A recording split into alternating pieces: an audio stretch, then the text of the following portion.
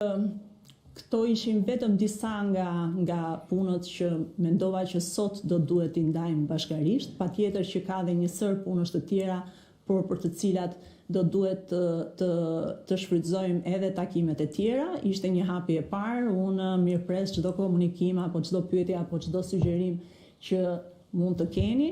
E di që dita e sotme është ditë e lidhur edhe me protestën, kështu që në një mënyrë apo në një tjetër edhe aty do drejtohen pyetje, megjithatë mirëpres çdo pyetje. Faleminderit. Përshëndetje zonë Koçiu, Sokol Dema nga Report TV.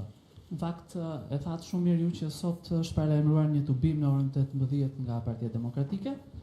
Në dallim nga protestat e kaluara, ka një njoftim nga ana e Policisë së Shtetit, i cili në një farë mënyre nuk e merr përsipër pra kërkesën e Partisë Demokratike për mbarvajtjen e tubimit, por ndërkohë, referuar ligjit për tubimet, thotë që do të jemi atje. Pak një shpjegim në lidhje me mënyrën se si do të bëhet kjo gjë dhe nga ana tjetër, ajo çfarë ne mund të arrijmë të kuptojmë apo të kapim.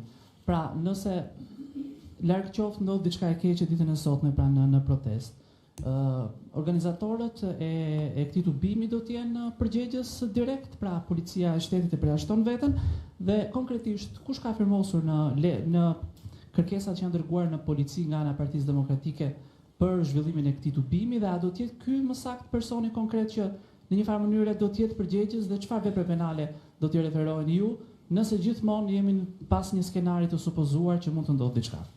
Faleminderit. Shumë faleminderit për pyetjen.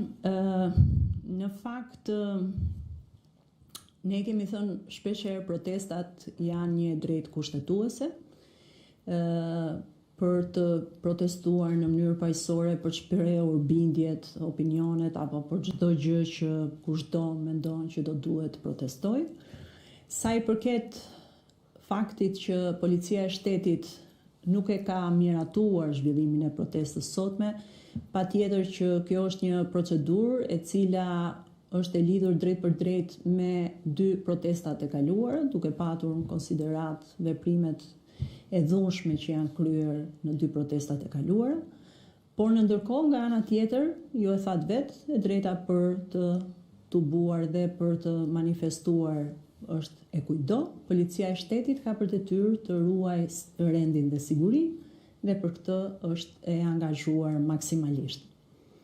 Ndërkohë sa i përket pyetjes, pra, kush është përgjegjës nëse larg qoftë ndodh diçka dhe çfarë vepre penale ju mendoni se do të referoni, pra pikërisht tek përgjegjësi?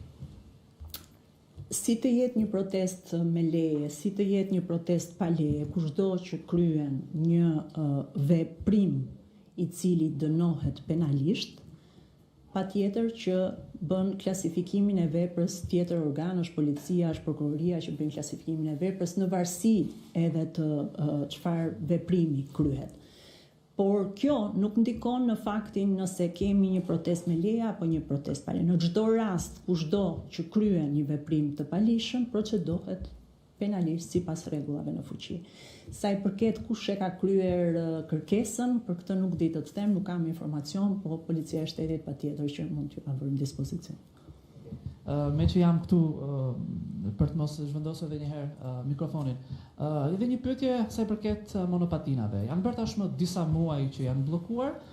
Për hir të së vërtetës, javët e para kishte një nismë shumë të madhe të policisë që i shihej gjithandej, sidomos nëpër Tiranë, për t'i gjurmuar dhe për të mos i lejuar. Duket se javët e fundit jo se ka një shtim të tyre, po ka lëvizje tek këtu. Pra, kur do të bëhen gati ato rregullat dhe a mos ndoshta po shkojnë drejt një vonese që po themi po i mërzit edhe drejtuesit e tyre dhe po dalin sërish pra në rrugët e kryeqytetit. Shumë faleminderit edhe për këtë pyetje, sepse në fakt është aluduar kohët e fundit, unë kam dëgjuar dhe në rrjetet sociale që ka një dorëzim nga ana e Ministrisë Punëve të Brendshme apo e policisë lidhur me moslejimin e përdorimit monopatinave. Këtu dua të jem e qartë edhe ta theksoj që nëse do më pyesni sërish në është vendimi i dur, do t'ju them me bindje që është vendimi i dur për të ndaluar qarkullimin e monopatinave deri në momentin që lejimi apo lëvizshmëria e tyre do të rregullohet ashtu siç duhet. Pse e them këtë?